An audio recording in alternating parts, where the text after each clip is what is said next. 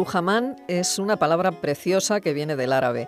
Ahí llegó a través del arameo rabínico y siríaco y a estos desde el acadio. Es pues una palabra con una genealogía muy antigua, tan antigua como la historia. Según el diccionario de la Real Academia Española, Trujamán es la persona que aconseja o media en el modo de ejecutar algo, especialmente compras, ventas o cambios. Y la segunda acepción de esta palabra es intérprete de lenguas. Para hablarnos del trabajo que llevaban a cabo los intérpretes y trujamanes medievales como mediadores de la paz entre musulmanes y cristianos, nos acompaña hoy en el estudio Ana Echevarría Arzuaga, que es profesora de Historia Medieval en la UNED.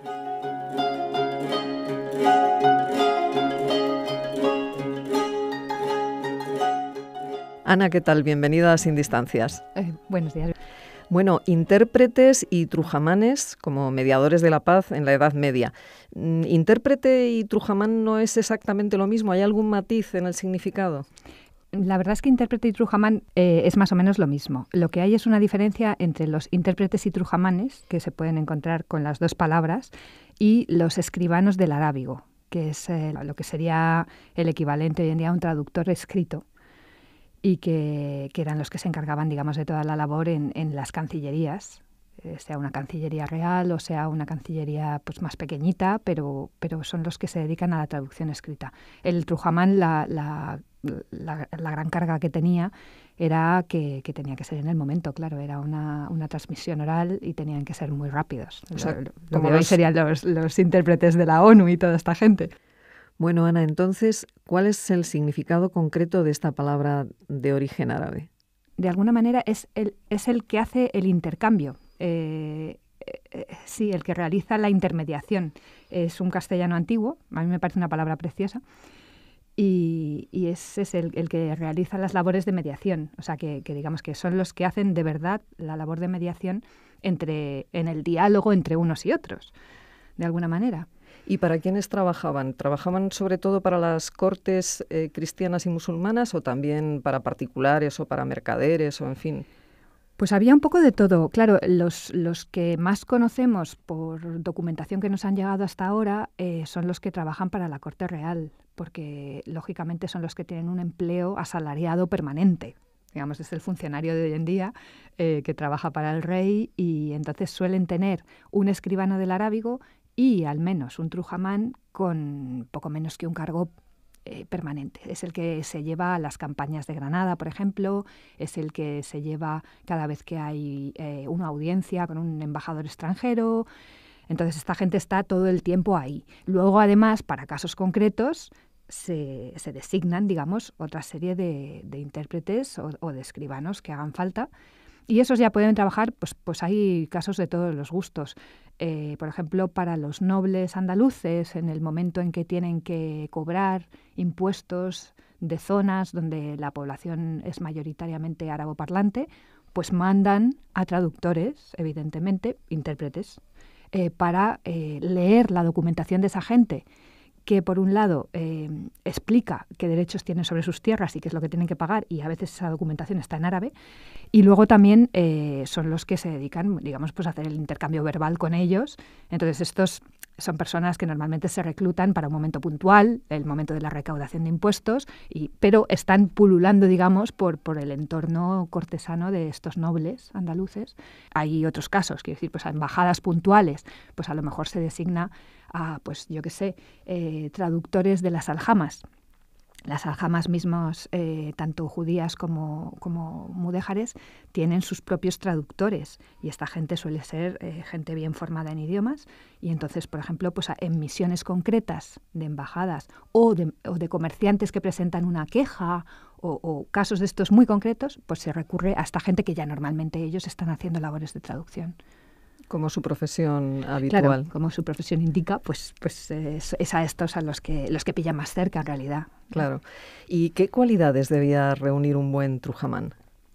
Pues las cualidades, evidentemente, es el dominio de la lengua, está clarísimo, pero también tienen una condición, digamos, previa, que es que gocen de la confianza de alguien cristiano de alto estatus, vamos a decir. O sea, normalmente es muy importante la cuestión de la confianza, porque necesitas saber que esa persona va a traducir las cosas correctamente, claro, y que lo va a hacer muy fielmente para que, por ejemplo, en una negociación de treguas no haya un problema después. Lo lógico es que sepas que esa persona está garantizada de alguna manera.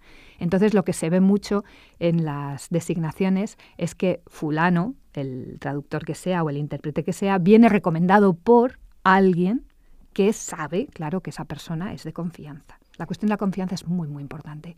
Otro problema que tienen también es que si la persona que traduce es un musulmán o un judío, claro, en realidad ellos no están considerados, ¿cómo decirlo?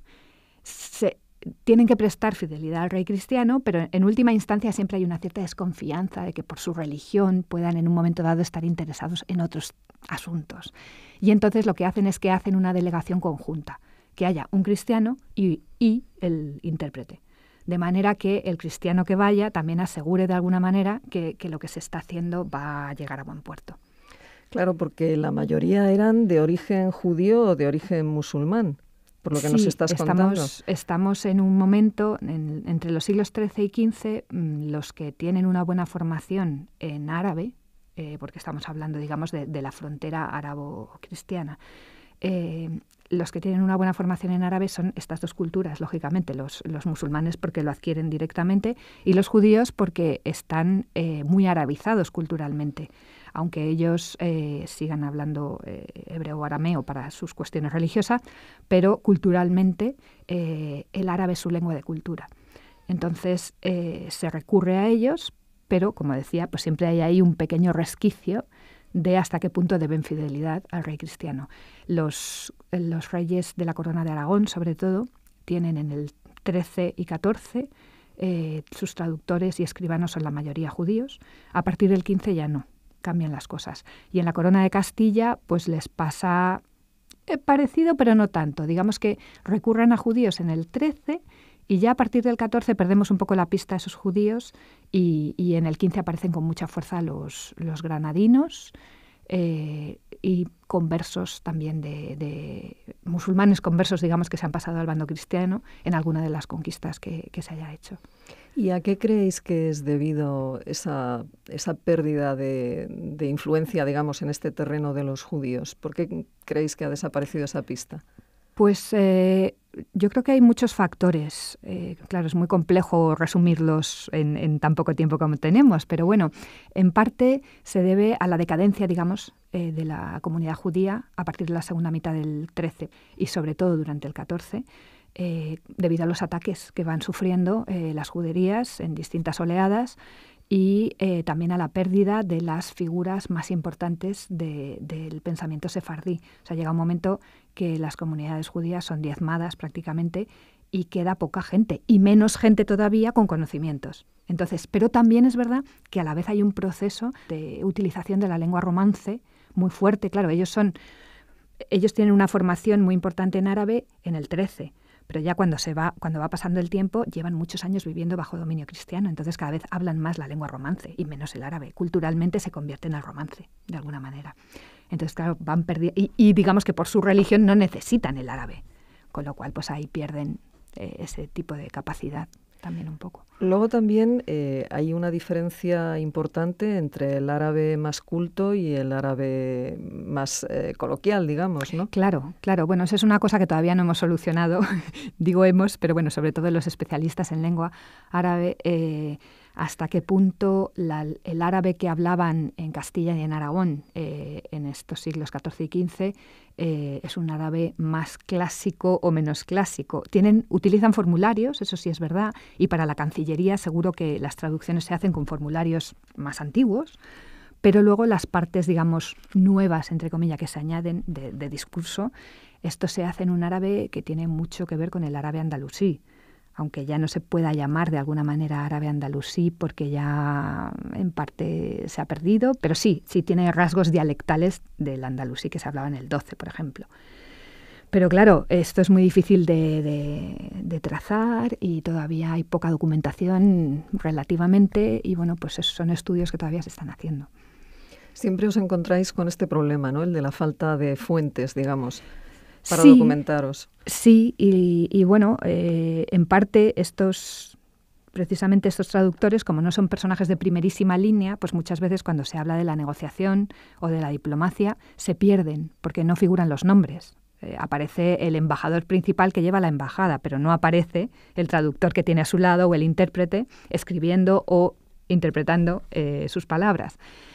Gracias a la documentación de oficios de corte, sí se han conservado documentos, y luego hay unos cuantos relatos de embajadas puntuales que también nos dejan pues sus pequeñas anécdotas, digamos, y gracias a eso, bueno, y al trabajo muy detallado de historiadores que están analizando hasta los más pequeños nombres que aparecen en la documentación, lo que se llaman los estudios prosopográficos, y que, bueno, al final van sacando pues gente que ha participado en las negociaciones y que puedes incluso trazar su carrera a través de documentos cruzados. Lo que pasa es que todo esto lleva muchísimo tiempo. Claro, porque en los siglos bajomedievales, especialmente ya en el siglo XV, la frontera entre los reinos cristianos y musulmanes, claro, era muy permeable y al mismo tiempo cada vez se iba reduciendo todo más, ¿no? Sí. Y además es que la mayoría de los traductores eran conversos, como has señalado antes, con lo cual cambiaban su nombre, ¿no? Del árabe tomaban nombres cristianos. Claro, son muy ¿no? difíciles de encontrar después en las fuentes. Otra cosa es que en el momento preciso, en torno a la conversión o antes de la conversión, a veces tienes suerte y puedes pues encontrarlos de alguna manera. Luego también hay personajes cristianos, o sea que hay mucho tráfico, por ejemplo, entre los castillos de la frontera, entre Castilla y Granada, y ese tráfico se hace por parte de los propios señores de los castillos, los tenentes o los señores de la parte granadina, los alcaides. Estos muchas veces se han formado al otro lado de la frontera, de alguna manera. Entonces los granadinos conocen el castellano romance y los castellanos tienen conocimientos de árabe, y ellos mismos se escriben y tienen las cartas de unos y otros, donde se mandan recuerdos familiares y cosas así. Y es curioso porque dices, bueno, en teoría están en guerra, pero no, también hay un intercambio muy frecuente y se nota que esta gente al menos es capaz de entender la otra lengua. Como no están tampoco haciendo tratados a alto nivel, pues les vale con eso. Quiero decir, estos a lo mejor sin intérprete se pasan, no tienen ningún problema. O luego, por ejemplo, hay otro caso muy divertido, que es una embajada a Muhammad IX de Granada, que la hace el hijo del Batlle de Valencia, Bernat. Y bueno, en cambio, está claro que no tiene los conocimientos suficientes y en un momento dado no iba acompañado de un intérprete y mete la pata hasta tal punto que el sultán de Granada le echa de la corte para las negociaciones y llegan a un momento de crisis. Tienen que mandar a otra persona para que prosiga y desbloquee el asunto. O sea, que hay casos para todos los gustos. La verdad es que es muy interesante porque se ve cómo van actuando unos y otros.